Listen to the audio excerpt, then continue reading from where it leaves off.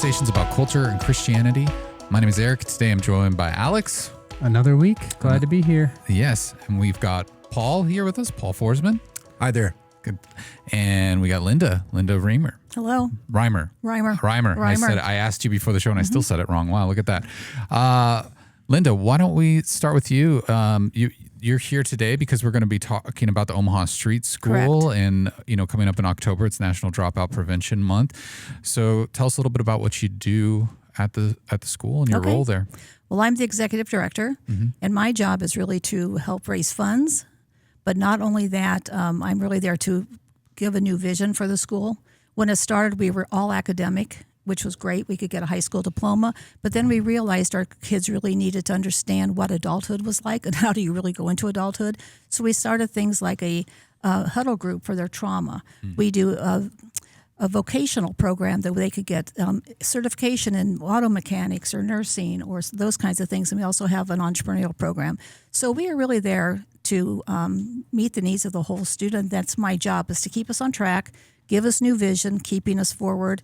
If we're not moving forward, we're moving back, and we want to make sure that we're always relevant in this population. Great.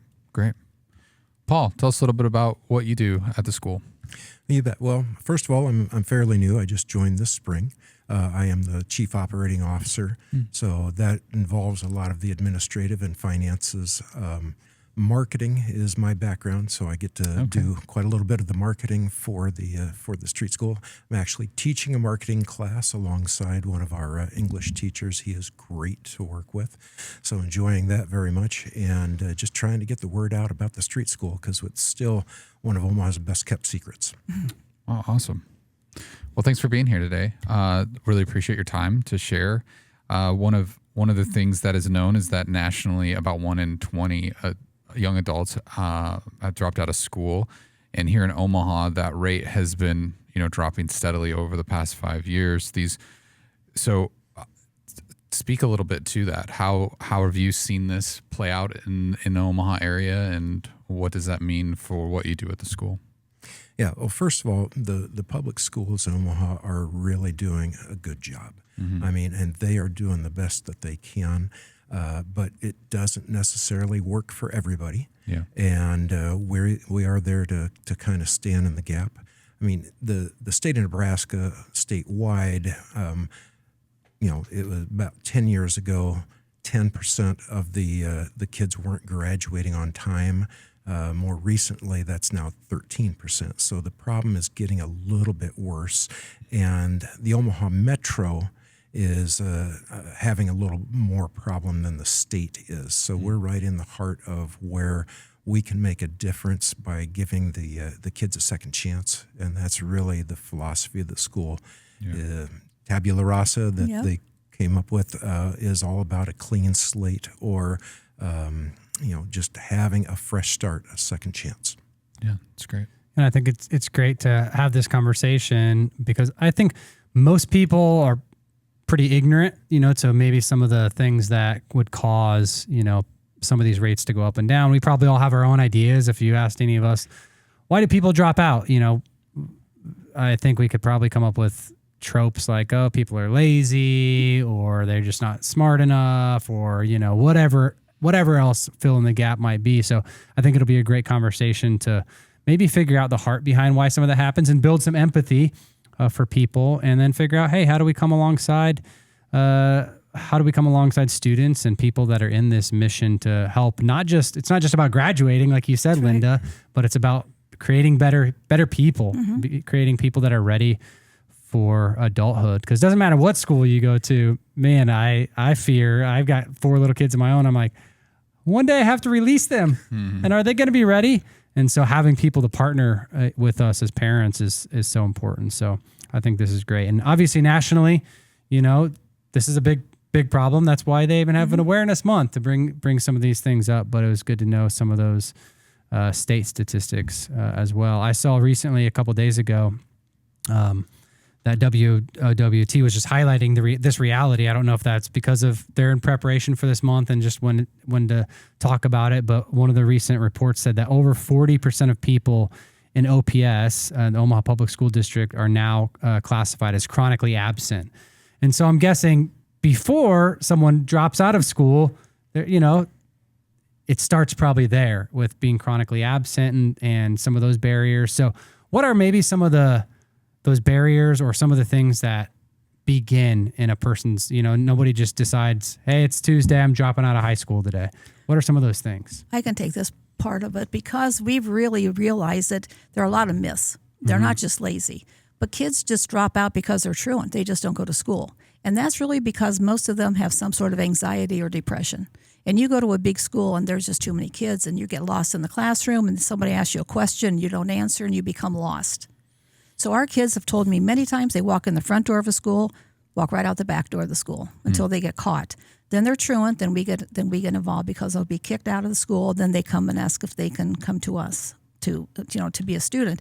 But I think truancy is probably the biggest cause of them not going to school. But there's always that extra cause of trauma, always trauma. These kids they have trauma that we would probably never even realize in their lives, and they're trying to navigate that in a large school through depression and anxiety. So that would be my answer to really why there's a dropout problem. Wow. Yeah. And is that, just to help us kind of cover all the angles of that, like when someone hears that, what people might be going, well, whose responsibility is that to make sure they don't go out the back door, you know, or who is that, the parents or the teachers or is that something where they're just flying under the radar, or how does that situation start to where they are? Yep. They are. It's a good question. All of the above, really. Yeah. But honestly, I think it starts with the home. And I will tell you, many of our parents are just surviving. They're in survival mode. And so to make sure their kids get to school on time or go to school, that's way out of their comfort zone of survival. So the kids just don't show up at school. Yeah. And then secondly, when they do, that's a good question. How do they just walk out the door? I think some of the schools are so big, and I'm not being critical, it's just a lot of kids. And our students are very smart, and they know where to go and how to get out, you know, and that would be it. We are small enough that we can keep tabs on every single student at all times. But really, a lot of it is just the environment that they've grown up in. Many of our students have never been, their parents have never gone to high school or graduated. So this is first time. And so their parents don't know what to expect or how to get them there. And so I don't like to blame the kids because no teenager wants to get up and go to school necessarily, you know, but you need that person who's going to get them there. Yeah, I can speak to my own experience. Going to high school in the late 90s, I was in my junior year and I was a sophomore by credit status. And I made a decision at that point. I went home and told my parents, I'm not going to school anymore. I'm done. And I dropped out. And I think I don't think my story was what some people would have thought. You know, it wasn't a bad home life. It wasn't that I wasn't being supervised. It was just a decision I made because there were pressures that I just felt like I couldn't handle. And, you know, at that time, and I had siblings who were older than me, and all of them had dropped out of high school, except for one of them. 3 out of 4 of my other siblings had dropped out. And so it almost felt like, oh, this is just what our family does, right? This is just normal. And so I think even as an adult now, I look back at that and I go, there's so many stereotypes and different tropes and things that have been perpetuated about someone's intellect, about someone's abilities, about those types of things. I mean, in hindsight, sure, yeah, I went back and got my GED right away, but you realize, you weren't applying yourself, right? You realize these things, but it was just probably the structure you had or the influences in your life that sometimes I don't think as a 16, 17, 18-year-old you can really understand at that time. If you don't have the right people around you to encourage you in the right avenues, it can be really challenging. And I'm always in awe that our kids show up every day because it's like what they have come from and what they have experienced even that morning. But I think, too, that our kids are not used to success. I interview each student every year and just try to get to know them and some things about them, a narrative inquiry type of thing. And I've had many people say they've never experienced success in their life. And I said, never? And I mean, to me, that was tragic. Everybody has some success. Yeah. But when you have never had success as an elementary student and as a middle school, you just feel like you're done. Nobody cares. They just keep pushing you on. Nobody cares if you're there, you're not there. They don't take the time to really work with them. And I think that lack of success and is a lack of motivation. So you go to school just because you have to until someone catches you, and then you have to show up somewhere to school. I know my experience also was just in middle school and elementary. I felt this kind of one-on-one connection with my teacher where I felt like they knew me really well. They were able to pour into my life. And then high school comes around and you're like, I have all these teachers who aren't investing in me the same way as that one teacher did. And you just don't feel as valued, and it's harder to stay connected and feel that if you don't have people kind of cheering you on, is really tough. Yeah. And when you're always failing classes and the teacher's teaching to the middle, which you have to, because there's always the very bright ones, and there's the middle, then there's these, and you just feel like that, well, why should I even try? Yeah. Yeah, Linda, you talked about a little bit ago the home environment, but the school environment's also a big deal. Yeah. And, I like to relate it to like air plants, okay? Air plants get their nutrition not from the soil, but through the air. They're able to get moisture and nutrients through the air. Or orchids, those do not do well in a traditional soil mix. They need a heavy bark mix. And so the environment that we have created at the street school works for a lot of these students, whereas the traditional larger school environment did not work. And so sometimes it can be as simple as that environmental change. Yeah. Most of the kids that come to the Omaha Street School did not have any prospects of graduating high school. And yet 90% of our seniors will graduate. And that's, since we've been keeping records on that. So the turnaround and the improvement in their grade point averages, again, from the time they start until the end of the year, that's typically about 2.5 times improved from that GPA when they came to the street school. So the formula, the school model is working in that regard. Yeah, that's good. And I grew up in a home where I had several siblings that were, through the foster care system. And like you mentioned earlier, Linda, just the environment that you're in sometimes will predicate and dictate, if you have no stability, which is not the kid's fault, it's often they're just victims of other people's mistakes and choices and, so on and so forth. And then you get in an environment where, the way you eat really ends up mattering, how much you're eating, poverty, all of those things 100%. Kind of start to create this narrative that just allow you to even have a shot at success, right? And so I think that's a big deal. But I'm curious, Paul, from you, just if you could tell us, just some history of the Omaha Street School. Like, it didn't just pop up out of nowhere. Like, what was just some of the history and some of the heart behind it, and maybe some of the evolution? Because I know you, Linda, you mentioned a little bit of that evolution the last few years since you've been there, of keeping it going. But can you just share a little bit of that with us? Actually, I'm going to hand that one back to Linda. Oh, you're going to hand it to Linda. Yeah, I'm asking the wrong person. I've only been here a few months. Yes, he's only been there a few months. Actually, John and Lori Parsons started the school. He was an attorney in Denver, and there was a Denver street school, and he volunteered, and he loved it. He came back to Omaha and saw that Flanagan's High School was closing in North Omaha, and so there would not be a presence of a private school in North Omaha. So he came back and started Omaha Street School in 1999. Wow. And then he was there, and so they started as a homeschool, and then they became accredited, so now we can actually offer a diploma when they graduate. And then I became the executive director in 2017. And so then I took it from the academic into more of to how do we really get the kids ready for adulthood. And that's when we started the trauma program, vocational entrepreneur and that. So that's really kind of the evolution of the school. Now, we are not state funded or federal funded, so it's all private, which we love. Someone says, why don't you just go that because you could get more money? But we don't, because we want to make sure that we are Christ-centered and that our focus is always to let our students know that God has a purpose for their lives. Yeah. And if that's giving up some money, that is who we are. And other than that, we're just a typical high school. You come and you have classes and the bells ring, you go to the next class. The only thing different with us is we do have a lot of vocational and entrepreneurial things in the afternoon. Our students are kinetic learners. They have to learn with their hands. They don't do well with lecture, taking notes. Yeah. So we are trying to do more of project-based learning to really get these kids involved so they want to come to school every day. And we've noticed the kids who are in these special classes aren't truant. They are not tardy as much. They don't not show up because I think they really look forward to being able to do something and accomplish something with their lives. Typically, how do students find their way to Omaha Street School? Is that a referral, or maybe a parent is struggling? They're struggling in school, and so the parent's trying to find an alternative for them, or how does that process typically look? Yes, oftentimes parents, when they get the notice that their student cannot go back to their traditional school, they'll call. Okay. And we'll have a tour, and we'll vet them and get them in there.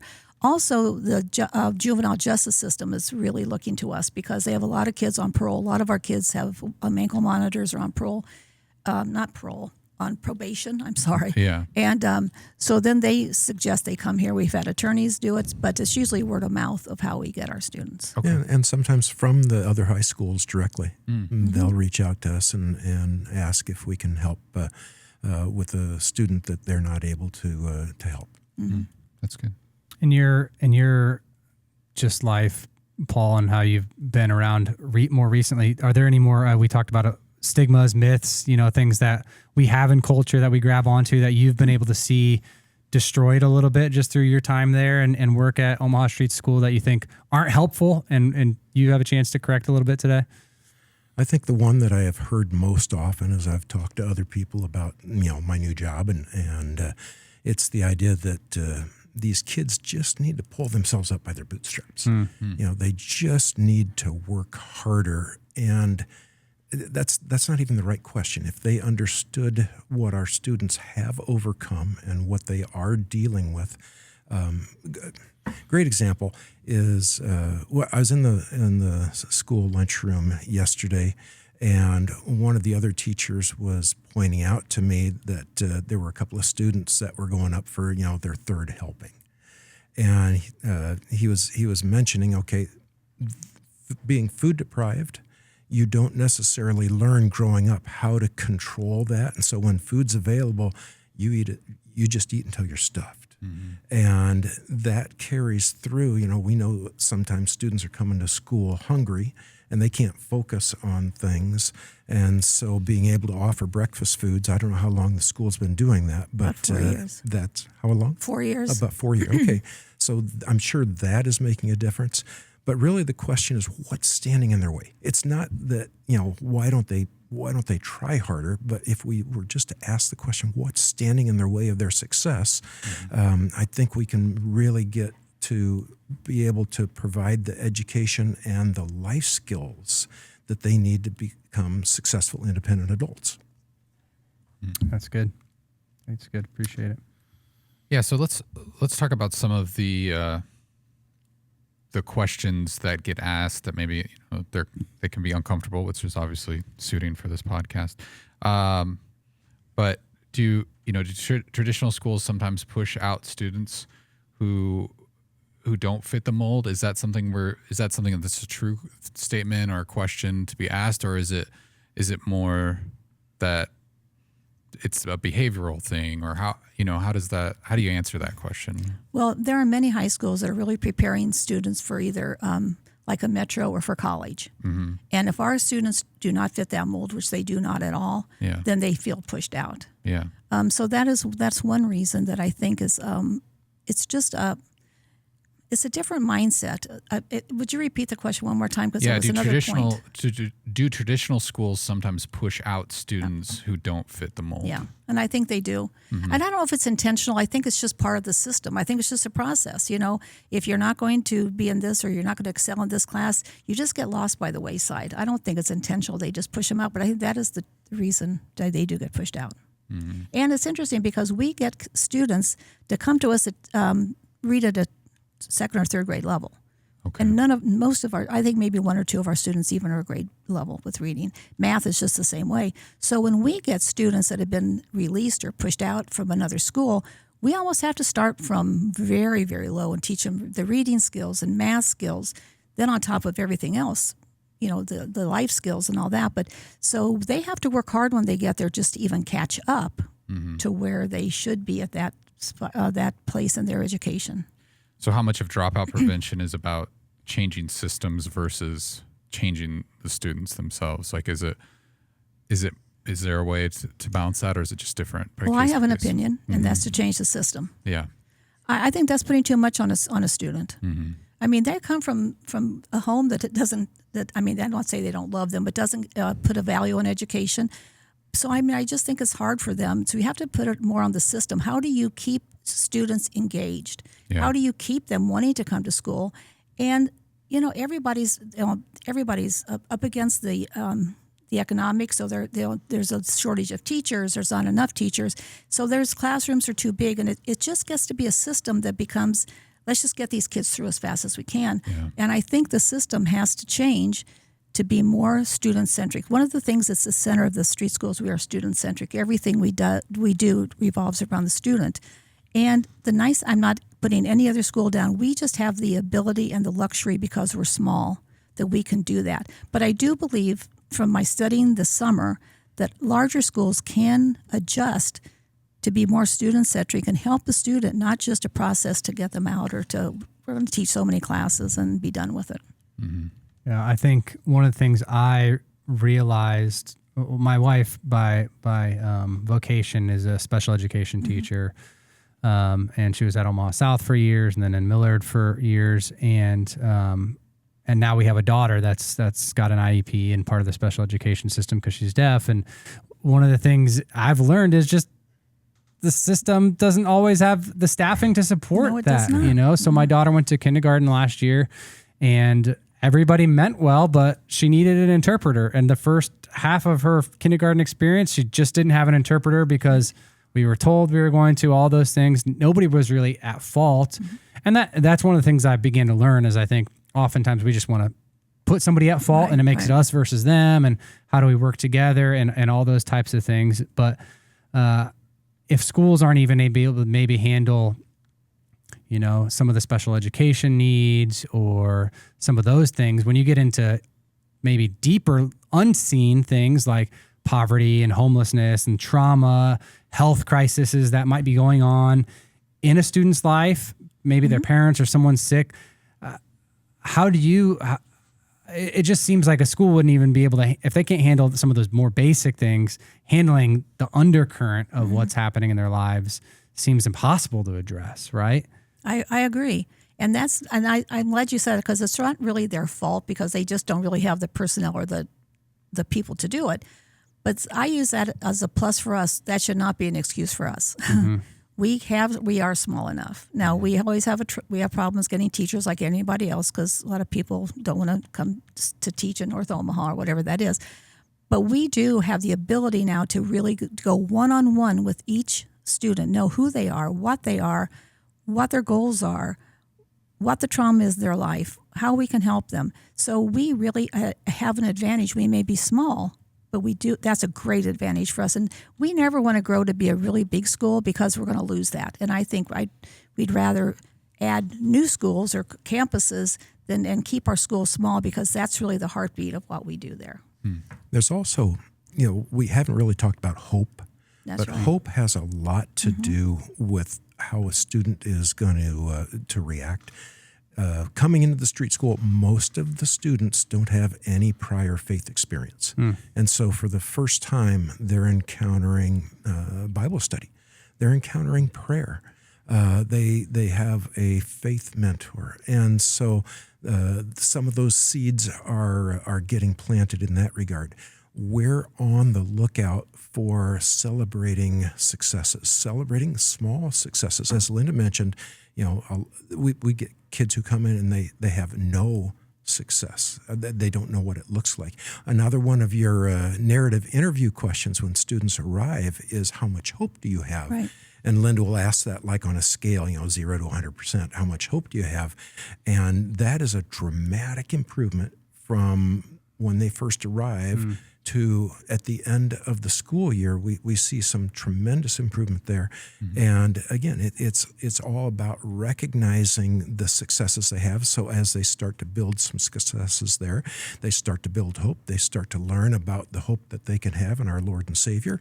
And it all begins to gel, and we see some pretty remarkable results. And I think too, a lot of their hope, that is the key, is what Paul just said. But now there's some hope that they can succeed in life because they maybe have a CNA, they have some kind of a automotive certification. But even more than that, I think the street school gives them a family, and it gives them this ability to feel safe and secure. And when you feel safe and secure and you have a family, you are more hopeful. Yeah. And I think that is another reason why they are more hopeful because of that. How can communities or churches or other local leaders start to help fill in the gaps or help fill in the needs that the school has? What are some of those areas that they could help with? Well, since we don't have a lot of staff, we really need volunteers. I mean, so like, for example, in a math class, there may be Algebra 1, Algebra 2, and Geometry, kids in that same class. So if we could have volunteers that would come in, not have to teach, but help with the worksheets or help the teacher with that.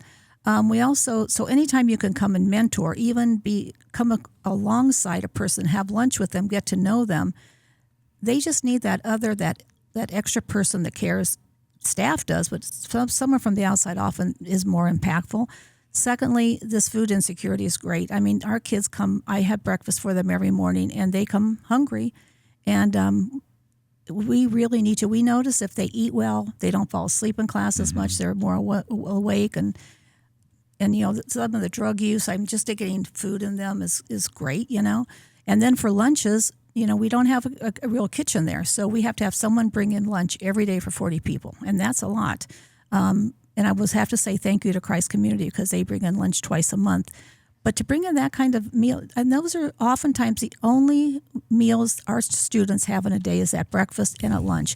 And then whatever's left over, we send home. And at lunch, it's always a hot meal. And it's like Paul said, sometimes they just eat till they're almost sick. And they always say, can we bring things home for our family? Wow. So helping with that. And also we don't have the funds to have a custodian. So anybody who wants to come and volunteer to clean bathrooms and just vacuum and that's helpful. Those are some practical things that you can do. And of course, you can always give because we really are student-centric. Every penny that people give, we really are very careful with. There's not a lot of overhead. Things don't look nice. We have a lot of hand-me-downs, but everything goes into how do we help our students succeed. And so if they want to give, that's another way they can help us. Great. Yeah, we're very fortunate to have some people in the community that have recognized they have something to contribute. Core Bank was in just this past week, and they teach every month a personal finance class. Wow. That's awesome. That's a skill that our kids need to learn, and they're very skilled in that. They also did a little fundraiser for the school, and that's very much appreciated. A friend of both Linda and mine, Bruce Arendt, he has come in and taught illustration. He's an author and an illustrator of children's books, but folks that have skills that would be things that the kids would be interested in or could even help open the kids' eyes to exploring, we have definitely opportunities for them to share what their passion is, what their talents and God-given skills are. That's awesome. And just one more really practical thing is just supplies. I mean, you just have no idea we need toilet paper, we need napkins, we need plates, cups, So anytime you're shopping, just throw something extra in your cart, If you want to have a fundraiser, a group of people to do that, we'll come and pick it up. But we do need supplies always. We go through a lot of supplies at the street school. And how much bottled water a year? Oh, I should know this. Thousands and thousands. I think it was 16,000 bottles of water. Wow. Because, And we're always out of water. Right. And we have to be careful with what is brought into the school. And so we're not having the students bringing in their own water bottles. Otherwise we'd have to check what's in the water bottles and everything like that. So we're supplying the bottled water throughout the day, breakfast and lunch, and as they need it, because we want to make sure hydration is accomplished as well. Yeah. So as you think about the mission and what God's called you guys to at Street School, Omaha Street School, what does success look like? How do you measure success? Is it just they walked across with a hat and a gown, cap and a gown, and then we call it a success, or how do you define success? That's a great question because I'm asked that all the time. Because success for our kids is to be able to graduate. We like them to walk across the stage, get their diploma, some sort of certification that gets them ready for the world. And we say the successful if they can have a job that they keep, not just every 2 days, every 2 weeks go to another Sonic or Burger King, but they actually have a job. They have transportation that's reliable that gets them to and from, because transportation is one of the biggest barriers in our population. Do they have a place to live? And I don't mean just like hanging out with a kid or here's a couch here, but do they actually have an apartment or someplace they can live? If they can answer those three, that's a huge success for us. Yeah. Now, a bonus would be if they would want to go on to further education.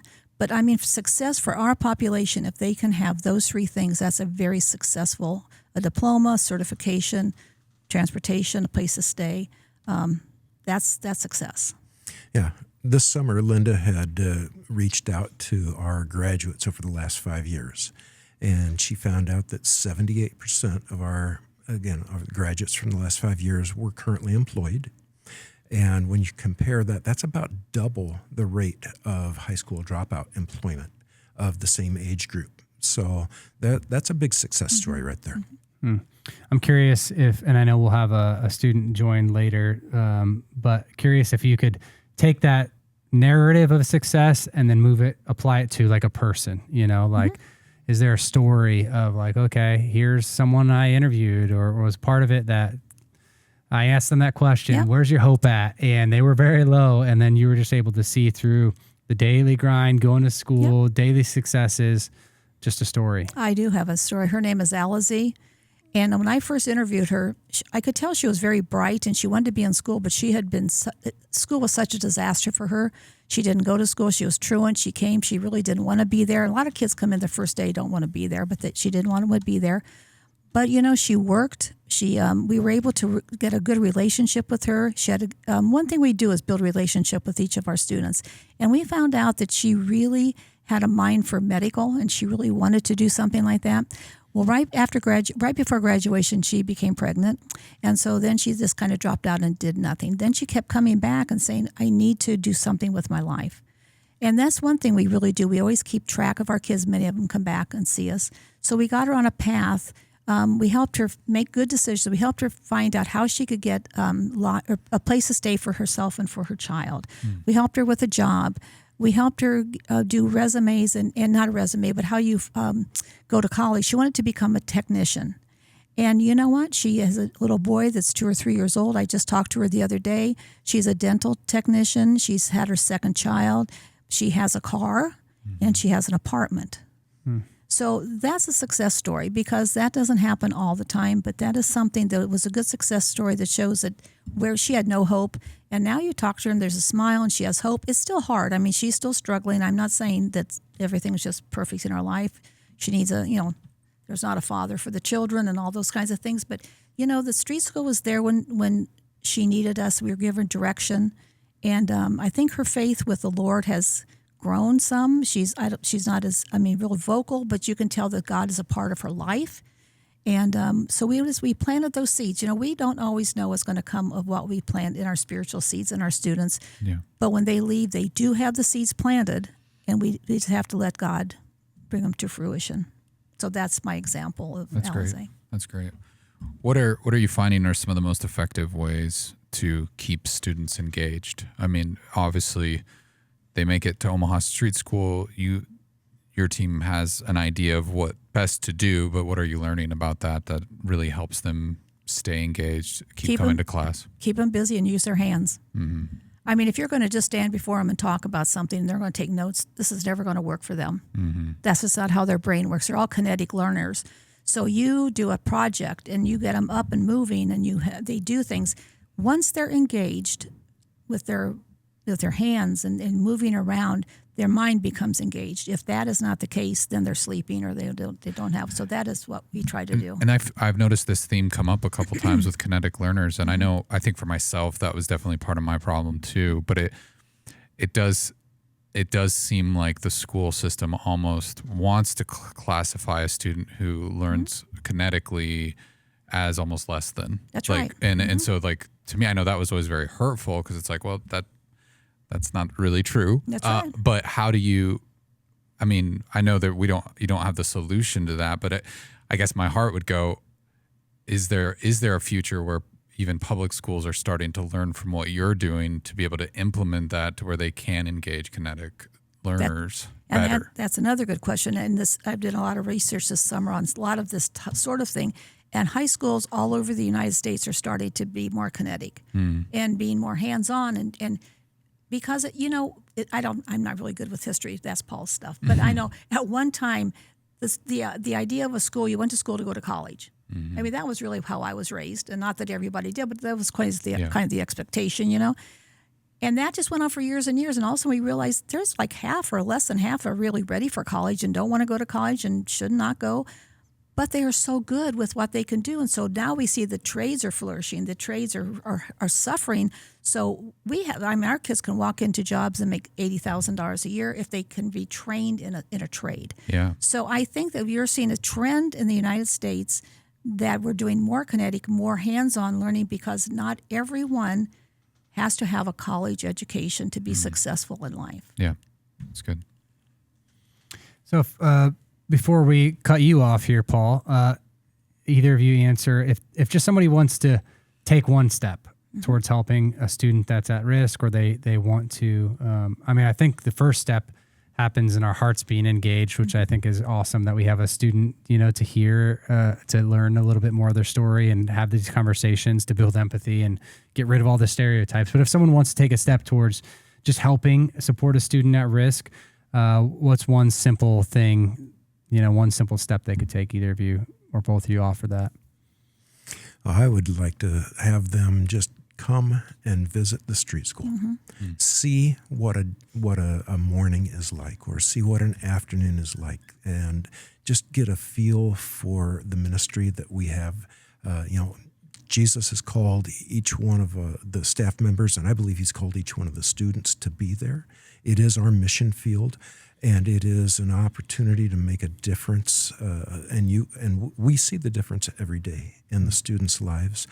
So that would be my wish, that they would just come and see what we do. I think they would then have a much better understanding of how they might be a part of it. That's great. And pray. This is not for the faint of heart to be at the street school. I mean, it's not. Yeah. And there are days you leave and you think, "Oh Lord, what am I doing here?" And this is being successful. It's a hard place to be. And our kids there's gangs, there's drugs, there's everything surrounding them. Pray for our kids for their safety. We've lost several students to gang violence. We've lost a lot of their parents to gang violence. So they're used to death in their family because of that. We've lost a lot because of drug use. So just pray for our kids to keep them safe, and then pray for our staff that they have the stamina. I mean, we're there because we're for a purpose and a reason, but sometimes it's still hard. Yeah. So be sure anyone who's listening to pray for our school and our staff, because we feel it every day. You can sometimes feel Satan working against us. It's a tough way a tough time, but so worthwhile. I would never do anything different in my life. It's the hardest job I've ever had and the best job I've ever had. Yeah, love that. Well, Paul, thanks for your time. I appreciate you being here. Thank you for having us. Yeah, that's great. And we're going to take a quick break, and we'll come back with one of your students. Okay. All right, we are back, and we are now joined by Mercy. And Mercy, you graduated from the Omaha Street School a couple years ago. And so welcome. Thank you for joining us. Thank you for having me. That's really great. Can you just give us a quick kind of overview? Give us a review of your time at Omaha Street School. What'd you like about it? What was it like? I feel like, my first freshman year, I was obviously in public schools and stuff, and I couldn't find what I liked about the school. I didn't want to go. I didn't want to be there. And I had a friend that was at Omaha Street School, and he showed me a little bit of how they were, and I decided to give them a chance, and I went. Ever since the first day, it just felt like so much love, a lot of support from them, especially the principal, Miss Linda. Like, they've always been there for us. They always make sure that every student, feels supported in every way that they can. And I feel like if I wouldn't have went to that school, I probably would have not graduated. Yeah. Wow. So That's awesome. after your freshman year, you went there. When did you like start to realize though, like in middle school or even before that, like, I don't enjoy doing school this way. Like, what were some of the things that you're like, traditional school, it just doesn't work for me, and I probably wouldn't have graduated if I continued in that path? I feel like it was definitely my freshman year, transforming into a high schooler. It was a way bigger school. There was, I think, that year was like 4,000 of us in that school because Wow. it was South High and they're a pretty big school. But yeah, it was really hard to be able to go to class and do my my homework and stuff when the teachers they're obviously helping other kids. There's about maybe 20 kids in each classroom, so I mean I understand them too, and I feel like when I got to street school, it was definitely more one-on-one. They definitely they explain it throughout, like every step by step through, like especially math. It's always been hard, but the teachers we had, like they definitely did a good job at explaining how to do stuff. It's awesome. In that time when you transitioned to Omaha Street School, was there a difficult part of that season? Was the change challenging for you, or did it just kind of come naturally? It just felt like this was the right place for you. I feel like it came naturally. I definitely think because I've always been raised in the Christian belief, and them being the way, teaching us about praying. We always pray before we eat lunch. Like a lot of their stuff, like it really did help me, grow closer to God. And, it gave me faith that, God was doing it for a reason, and he had me there for a purpose. And, he still has me in this world for a purpose, for sure. That's awesome. Good. So how did, just being at Omaha Street School, how did you, going from a school of 4,000, huge, like how did you feel all of a sudden or differently seen? You said, you had classrooms of 20 people, and then you'd go on to the next classroom of 20 and on to the next one in just such a large school. So how did being at Omaha Street School make you feel safe and seen and just supported in a new way? I definitely feel like since, when I was there, I don't know if they still do this, we weren't able to have our phones there. And I feel like it was a hard process, but like the longer I was there, I realized like I don't need my phone. Like it helps me being able to focus and be in my actual schoolwork, talking to my classmates, my teachers. I definitely feel like it was one of the biggest things that helped me is not having my cell phone in class and, not checking social media while I'm in school. Because a lot of people like social media always has stuff that's happening. And when you're like looking at it, you're like, oh, like what's happening? But, I couldn't do that till I got out of school. And I feel like, there was a lot of different kind of people at Omaha Street School, and I feel like it definitely helped every one of us, like, see that other people do struggle and don't have that support in their family like others do. And me as a person, I saw it like in their eyes, like a lot of people really do have to push themselves. They don't have someone to help them all the time. What would you give, what kind of advice would you give to a student who's maybe in a tough place, who is maybe in a similar situation to what you were, or something else where they feel maybe like there's not a place for them, or the school isn't serving their needs right now? Like how would you encourage them to not give up and to find that hope that you found? I definitely feel like when you start believing in God and you know who God is as God is, you start to realize God has us here for a reason. If he didn't want me to keep going, he would have left me where I was at. Yeah. And when you see a door that opens, you have to go for that door, because not a lot of doors open that way. And Omaha Street School is definitely one of them doors that I'm glad that I went through.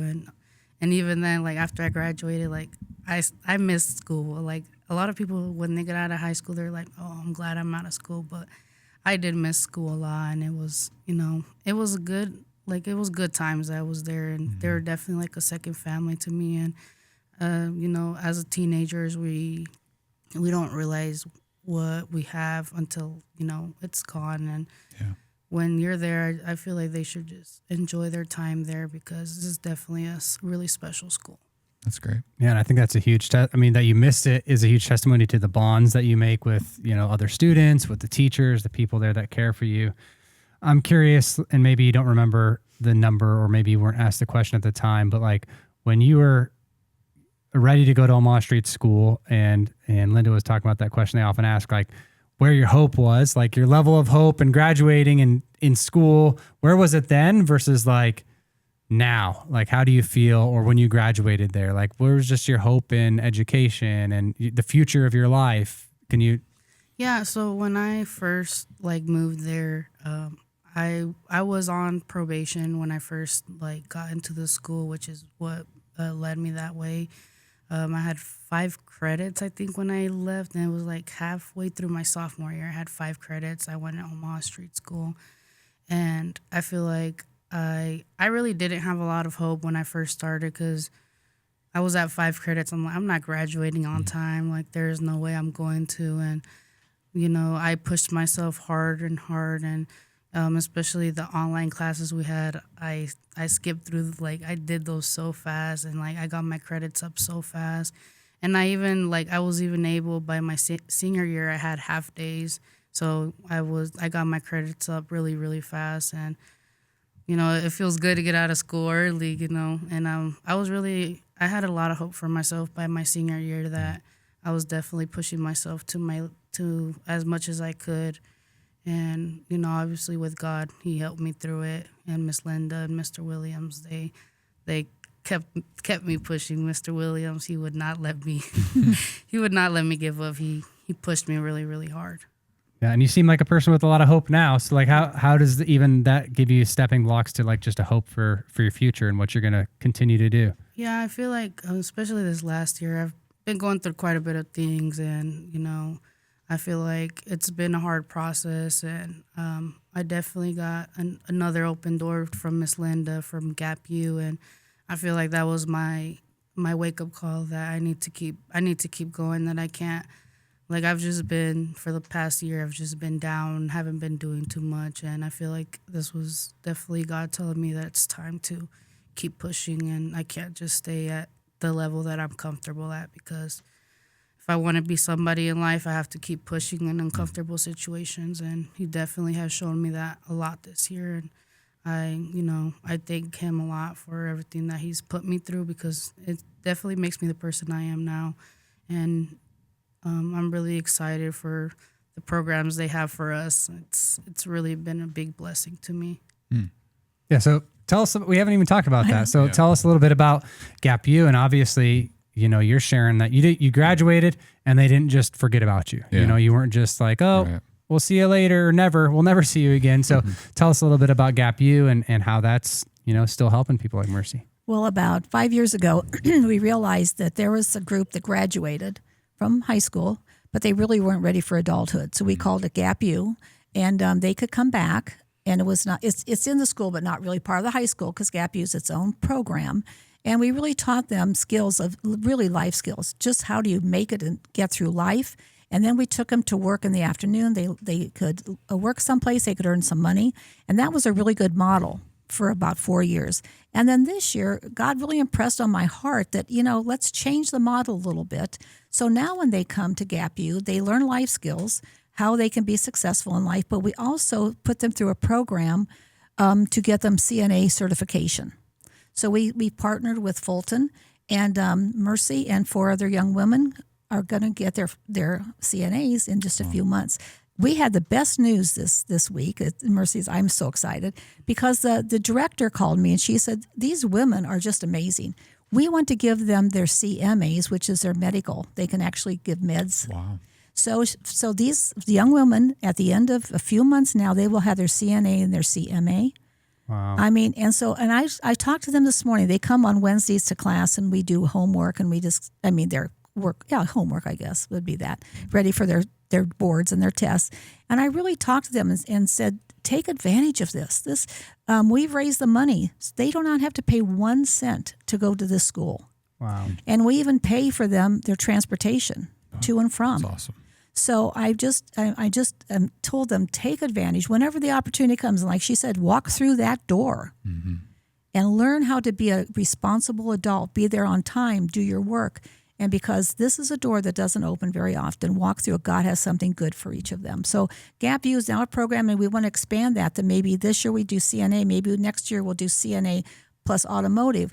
We went for anybody who come, but we really think that the next step is going to be more in the vocational part for Gap U, along with life skills. How do you really navigate life?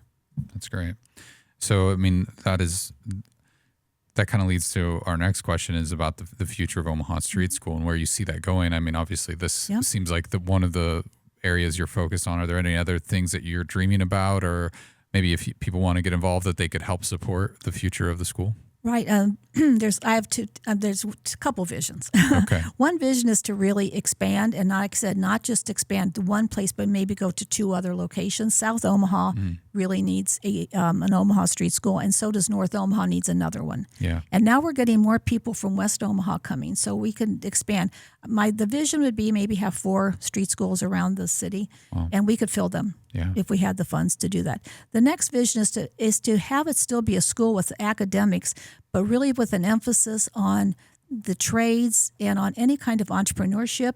We're going to start 2 micro businesses this year because we have kids that are so smart and so creative, but that's what they want to do. Yeah. So I think we want to expand the school as far as vocational, entrepreneurial, enrichment, so that when they leave, they really have a job, a purpose.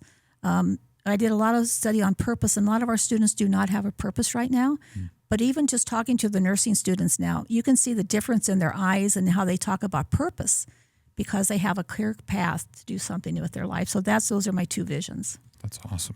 It's really good.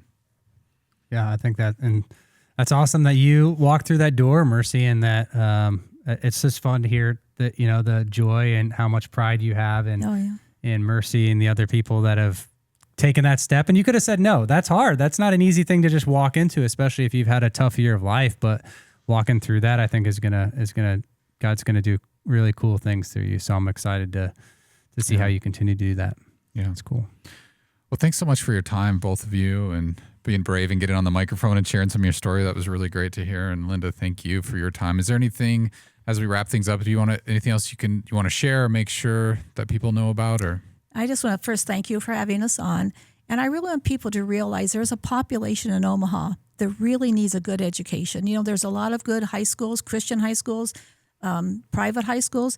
I want to be the premier faith-based high school, which there is no other one in the city. And I want people to know that we should put funds and efforts and everything to let our population who don't really have an opportunity to go to the best schools and some of those other things, to let them have the best education that they can have, whether that's vocational, all the parts of it. Yeah. And so my dream is to just not forget about us there. Yeah. It's easy because nobody drives by here every day. Nobody, they don't really know. But we are really trying to make a difference in North Omaha because without us, people like Mercy and our other 35 students this year don't have a hope. They don't have hope for the future. So just remember the street school and let's make it a premier school in the city. That's great. All right. Well, thank you so much. And if anyone out there is listening, has any questions or concerns, they can reach out to us. You can send us an email to podcast@cccomaha.org or reach out to us on social media on Instagram or TikTok at CCCOMA Podcast. Or if you'd like to call and leave us a voicemail, you can do that at 402-885-9930. But until next time, we'll talk to you then.